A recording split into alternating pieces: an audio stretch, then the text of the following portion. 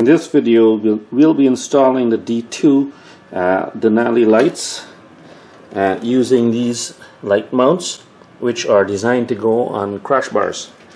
I've got the SW motor crash bars here installed on the bike, and we'll be mounting to some location on that.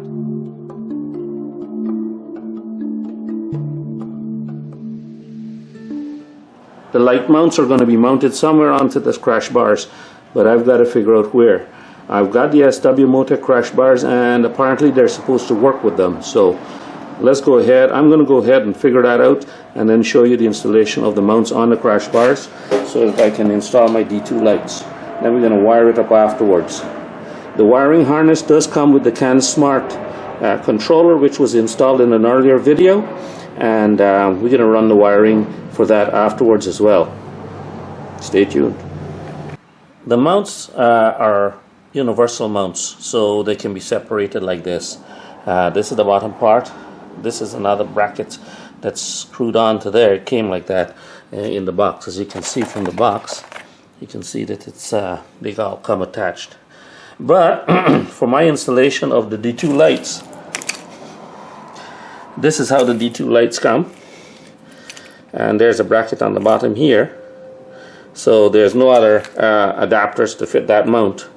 So what I did, I went ahead and separated these brackets off, and then separated these mounts into two halves that will be mounted on the crash bars. Now, if you can see, this crash bar here is at an angle. It's not like this, but it's an angle to the longitudinal axis of the bike. And not only that, but it's a narrow bar. This bar here, on the other hand, is a nice thick bar, but this is the business end of the crash bar system. So if your bike goes down, mounting it here could cause a little bit of a problem for the lights. However, I don't think we've got much choice, because as you can see looking backwards, that's fairly vertical. It's not perfectly vertical, but it's vertical enough that I can get more adjustability to the lights if I mount it in this location here as opposed to this location here. In this location, the mount will be facing outwards like this, and I can't turn the light in to line it straight ahead. So it looks like I'm stuck here. Do I want to put it lower? Do I want to put it down here? For fog lights, the lower the better. For driving lights, the higher the better. And since I am committed to mounting it on the crash bars, I've got to go as high as possible. I did think at some point of mounting it, somewhere in this area here, but not a lot of places and not a lot of brackets are available to accommodate every installation. Of course, on this bike, you can mount it like to the fork somewhere, right here maybe, but I don't want it so low and so narrow together. I want it spaced out. I want it fairly wide. So looks like I'm going to be installing here.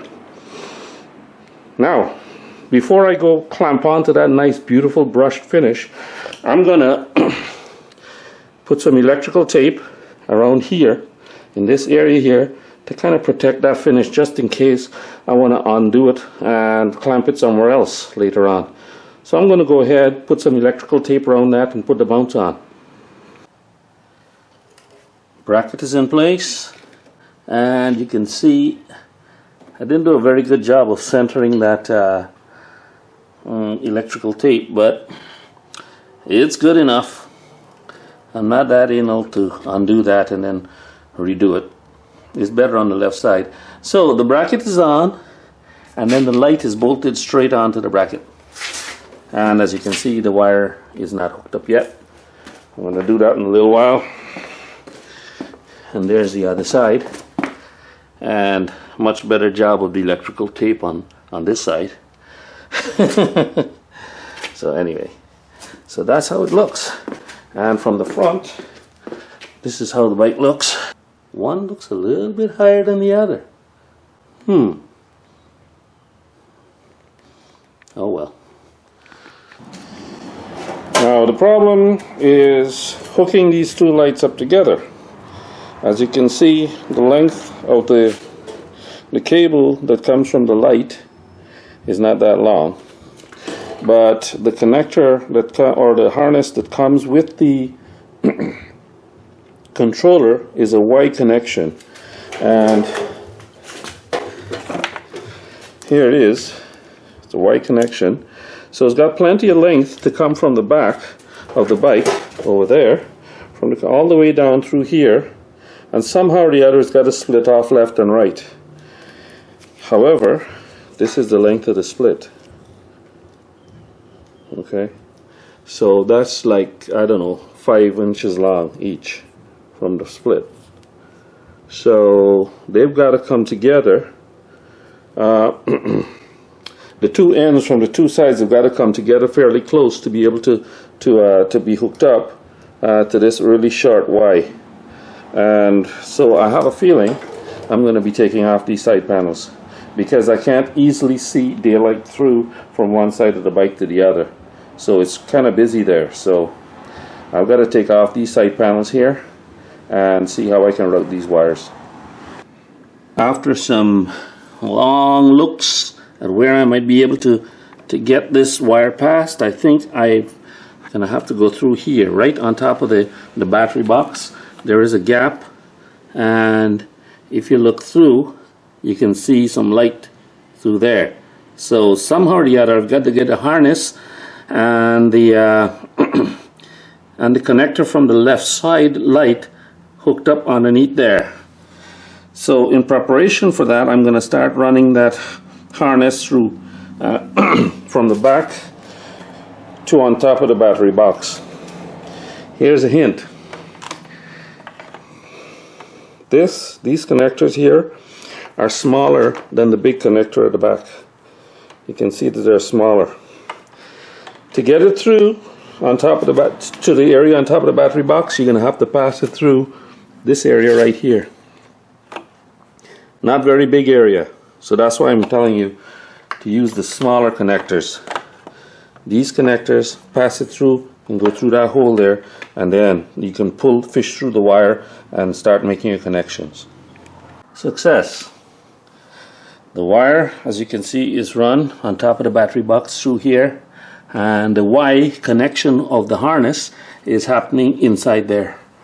The wire is coming back here towards the back and the controller area, but suffice it to say that underneath here is where the connection is being made to the left side. And here's the left side. I had to take off that cover here, and it goes like this, runs along here and out to the light. So I'm going to just button everything back and then focus on neatening up the back.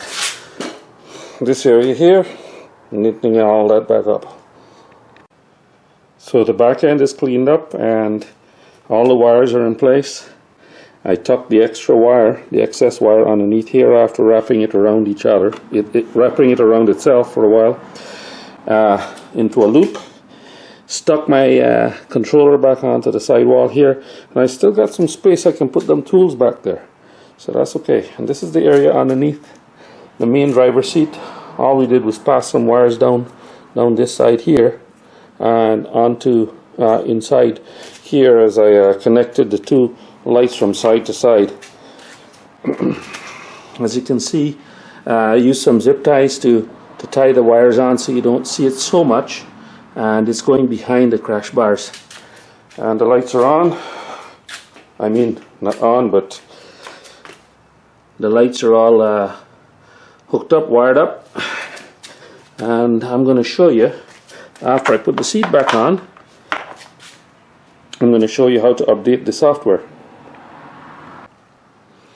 So, the software is shown on the screen here, and it's hooked up through this wire. This goes into the USB port of the laptop. In this case, it's a tablet, and then plugs into the back through a micro USB port in the back there, and the light comes on. And right now, it's not detecting any connection with the bike because the bike is not on. So we just switch the bike on, put it into the on position, and you can see from here that the lights are on. Okay, pretty bright. But I have one major disappointment with this. When the flashers are on, the lights don't go off. For example, I'm going to turn the flashers on. Left flashers are on. And I thought that that was going to go off. As you can see, you can't tell. So it's going to be very difficult to see the flashers. And I looked in the instructions and couldn't tell of a way to set it. That's why I came onto the software to see if there was a setting that I could change. But as you can see from the screen, it says you can adjust the daytime intensity, the nighttime intensity for the high and low beam. So when I switch the high beams on, right now that was just 50% just now. And when I put the high beams on, like now, right there, it goes up to 100%. So here's the software on the screen. As you can see, the high beams, daytime intensity 100%, nighttime intensity 100%, low beams, daytime intensity is 50%, nighttime intensity is 50%. And then we can change strobe when the horn is active, strobe and flash to pass.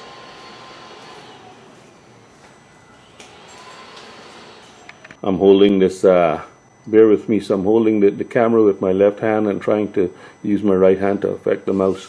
So there's the settings on the screen. Oh, it's not working. That's the second set of lights. So I can put a second set of lights. I've got two circuits for the lights. I can put, right now it's on circuit 1. I can put smaller lights on the second circuit for set number 2. And then I can put the auxiliary horn. The circuit for the horn is enabled by default, and I don't have my horn yet, but that's the next project. I do have the Sound Blaster, the split dual horn. It's already bought and it's here, but I haven't put it on yet. The auxiliary brake light is going to be released to the public, I believe, in early 2018, and I'm going to be buying one of those and sticking it on. And it'll allow auto flash, deceleration, activated flashing, as you can see there. Right now it's defaulted to brake applied flashing, California legal, or brake applied flashing continuous, or set to no flashing, or California legal and auto flash. So all three could be on this setting at the bottom. And then there's some additional settings here. In this screen here, you can extra settings, and you can adjust auxiliary light flashing intensity, adjust brake flashing travel speed, and adjust auto flash deceleration sensitivity. So that could be changed when I've got the the thing hooked up, the brake light hooked up. On there now.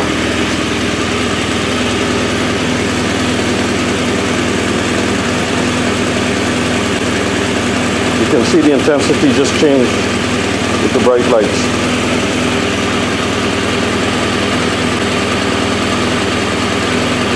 And that's the strobe for the flash to pass.